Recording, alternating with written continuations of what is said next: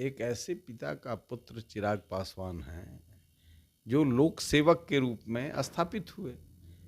भाई, एक गरीब परिवार से आने वाला व्यक्ति रामविलास पासवान जब डीएसपी कम्पीट करते हैं और अपने नेता जननायक कर्पूरी ठाकुर ने जब ये कहा कि भाई डीएसपी होने से तुम्हारा घर चल सकता है, राज्य को कौन देखेगा, गरीबों को कौन देखेगा, उन घरों में कौन उसके सपनों को अरमान देगा, उड़ान देगा, तो कर्पूरी जी के कहने पर उन्होंने इस्तीफा कर दिया, वर्दी रख दी, और वो तो नहीं जानते थे कि हम इतने बड़े नेता हो जाएंगे।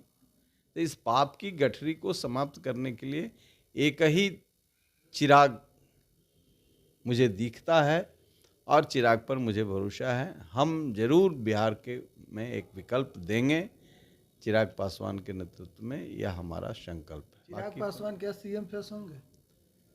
भाई, हमारा प्रयास होगा, ये तो परिस्थिति पर निर्भर करता है, लेकिन हमारा प्रयास होगा। बिहार की आवाम यही चाहती है। लोगों ने तो पूरी जवानी लगा दी नीतीश कुमार को सत्ता लाने में। 14 साल काम किया, अनवरत एक पैसा लिया है क्या नीतीश कुमार से? अपनी कमाई, अपनी ताकत, अपनी ऊर्जा, अपना समय लगा करके। हम क्या जानते थे कि सृजन घोटाला में नीतीश कुमार फंस जाएंगे?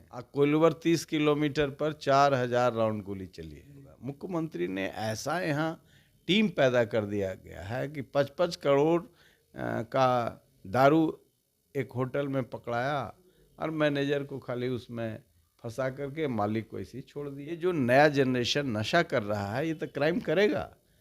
ये नशा कर रहा है 10 वर्ष की उम्र में, 12 वर्ष 14 वर्ष की उम्र में आने में शूटर बन जाता है।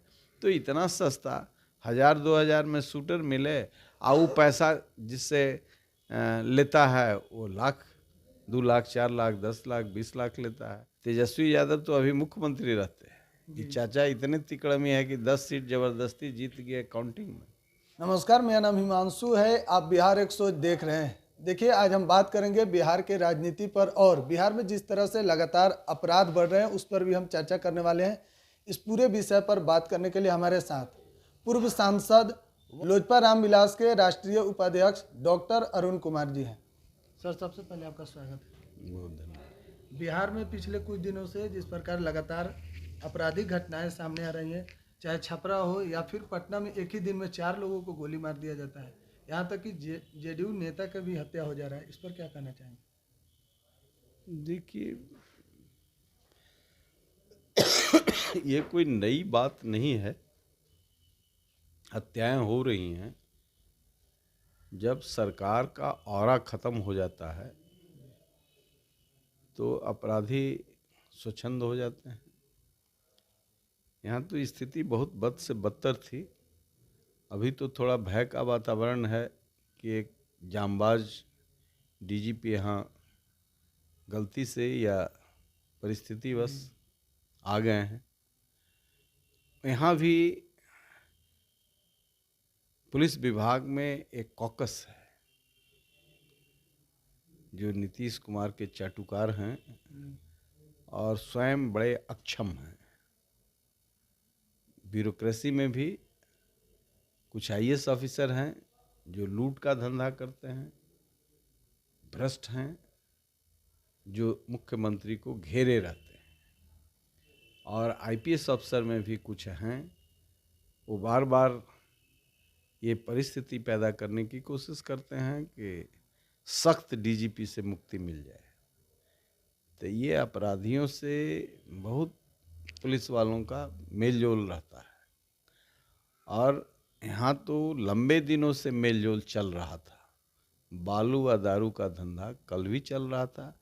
आज जो दारू पर कुछ नियंत्रण हुआ है, बैकडोर से सील्ड वे में चीज़ें चल रही हैं, बड़े व्यापारियों को कठिनाई हो रही है। तो ये लोग अपराधियों के माध्यम से एक अस्थिरता पैदा करना चाहते हैं, और उसी का परिणाम ये सब है। नहीं तो एक हफ्ता आपने देखा होगा कि भट्टी साहब के नाम से ही ढेर पुलिस अफसर का भी मन मिजाज ढीला हो गया था। वो सब डटे हुए हैं, फिर से आ गए हैं। इसके पहले जो डीजीपी थे उनका तो बहुत खेल सामने आया है। एक आदमी के पास रेड हुआ, 40 करोड़ रुपया पकड़ाया। तो आप समझ सकते हैं 40 करोड़ कैश रखने वाला आदमी, उसके पास कौन कौन सा रिकॉर्ड मिला है। तो दूसरे तरफ वो जब यहाँ मीटिंग कर रहे हैं, पटना सेक्रेटेरिएट में मीटिंग कर रहे हैं, चीफ मिनिस्टर हैं, डीजीपी हैं, होम सेक्रेटरी है, चीफ सेक्रेटरी है, डिप्टी सीएम हैं, और जिस समय ये इन्वेस्टर्स को कह रहे हैं कि आपको पूर्ण सुरक्षा देंगे, कोइलवर 30 किलोमीटर पर 4000 राउंड गोली चली है।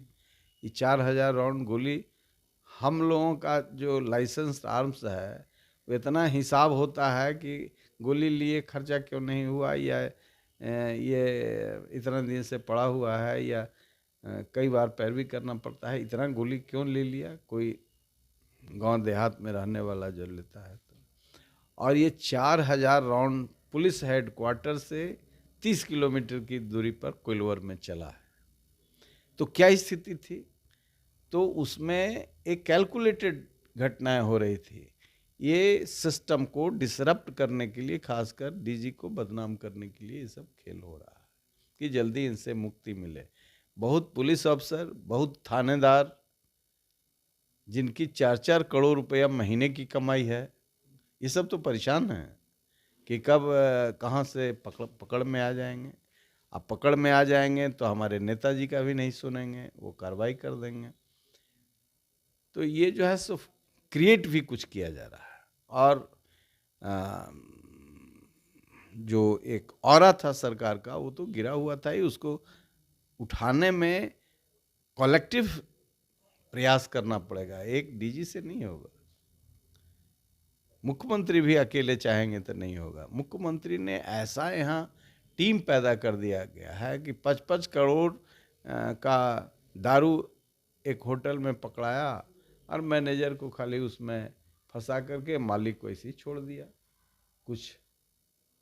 तो आज 20,000 करोड़ रुपए का दारू बिक रहा है, पब्लिक एक्सचेकर का भट्टा बैठा हुआ है, और ये धंधा का पैसा जरूर सत्ता दल के पास जा रहा है, मोटी रकम जा रहा है। इसलिए निश्चित तौर से ये जो शराबबंदी है, ये सिर्फ शराबबंदी राजस्व का हानि नहीं पहुंचाया है, बल्कि यह क्राइम का एक नया नेक्सस पैदा किया है। आज छोटे छोटे बच्चे वाइटनर खा रहे हैं, सुलेसन पी रहे हैं, नशा का ड्राई नशा का उपयोग कर रहे हैं, और इस पर कहीं तवज्जो है? ये जो नया जनरेशन नशा कर रहा है, ये तो क्राइम करेगा। ये नशा कर रहा है 10 वर्ष की उम्र में, 12 वर्ष 14 वर्ष की उम्र में आने में शूटर बन जाता है। तो इतना सस्ता 1000-2000 में शूटर मिले, और वो पैसा जिससे लेता है वो लाख, 2 लाख, 4 लाख, 10 लाख, 20 लाख लेता है। इधर 2000 दे करके नशाखोरों का उपयोग करके उसका मनोबल ऊंचा करके, उसको अच्छा खाना खिला के, अच्छा कपड़ा पहना के, अच्छा दारू पिला के तैयार कर लेता है। तो इसकी चिंता किसी को नहीं है। पूरे वातावरण को, एजुकेशन समाप्त, क्राइम बढ़ गया, हेल्थ ख़त्म है, सारे सेक्टर में कंप्लीट फेल्यूर है। और इसलिए इस अराजकता का एक ही निदान है, इस राज्य में राष्ट्रपति शासन लागू हो और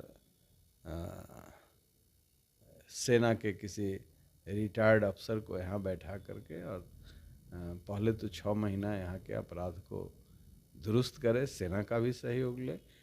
ये भाग्य भरोसे राज्य चल रहा है, काफ़ी गंभीर स्थिति में है, कभी कोई मारा जा सकता है। जेडीयू का लोग नहीं मारा जा रहा है, मारा जा रहा है, वो भी मारा जा रहा है, वो भी इसी समाज का अंग है, किसी पार्टी में हो। अपराधियों को भय नहीं है और उनका मनोबल बढ़ा हुआ है। तेजस्वी यादव तो कह रहे हैं कि सब कुछ ठीक चल रहा है, अपराध पहले नहीं होता था, अभी कोई ज़्यादा थोड़े बढ़ गया है। अब तेजस्वी यादव जब विपक्ष में थे तो अपराध तो बहुत दिख रहा था उनको, नीतीश कुमार के नेतृत्व में। अब जब यही था तो विरोध क्यों कर रहे थे? चाचा पर क्या क्या नहीं बोले वो, और चाचा ने उन पर क्या क्या नहीं कहा। अब दोनों अंतर मन से एक दूसरे को तौल रहे हैं, नाप रहे हैं, उसमें हम क्या करें। ऐसे भाग्य भरोसे राज चल रहा है भाई। तेजस्वी यादव तो अभी मुख्यमंत्री रहते हैं, ये चाचा इतने तिकड़मी है कि 10 सीट जबरदस्ती जीत गए काउंटिंग में, आज तब भी एक दूसरे पर फिदा हैं। अभी कौन खेल है मुझे समझ में नहीं आ रहा है, जनता इनके चिंतन के केंद्र में नहीं है।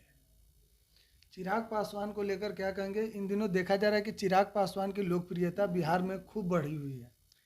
भाई एक ऐसे पिता का पुत्र चिराग पासवान है जो लोक सेवक के रूप में स्थापित हुए। भाई एक गरीब परिवार से आने वाला व्यक्ति रामविलास पासवान जब डीएसपी कम्पीट करते हैं और अपने नेता जननायक कर्पूरी ठाकुर ने जब ये कहा कि भाई डीएसपी होने से तुम्हारा घर चल सकता है, राज्य को कौन देखेगा, गरीबों को कौन देखेगा, उन घरों में कौन उसके सपनों को अरमान देगा, उड़ान देगा, तो कर्पूरी जी के कहने पर उन्होंने इस्तीफा कर दिया, वर्दी रख दी, और वो तो नहीं जानते थे कि हम इतने बड़े नेता हो जाएंगे। लेकिन जिसके अंदर लोक भावना थी, उन्होंने इतना बड़ा सेक्रीफाइस किया। तो इस विरासत से निकले हुए आज तो स्पॉटलेस बहुत लोग राजनीति में हैं, कोई घोटाला में है, कोई घोटाला में है। रामविलास पासवान तो कोई घोटाला में नहीं है। तो स्पॉटलेस पिता का स्पॉटलेस पुत्र, जिसमें हम भी तलाश रहे थे। हम लोगों ने तो पूरी जवानी लगा दी नीतीश कुमार को सत्ता लाने में।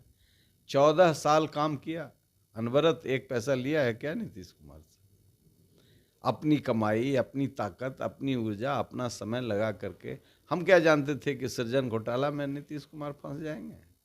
तो इस पाप की गठरी को समाप्त करने के लिए एक ही चिराग मुझे दिखता है, और चिराग पर मुझे भरोसा है। हम जरूर बिहार के में एक विकल्प देंगे चिराग पासवान के नेतृत्व में, यह हमारा संकल्प है। चिराग पासवान क्या सीएम फेस होंगे?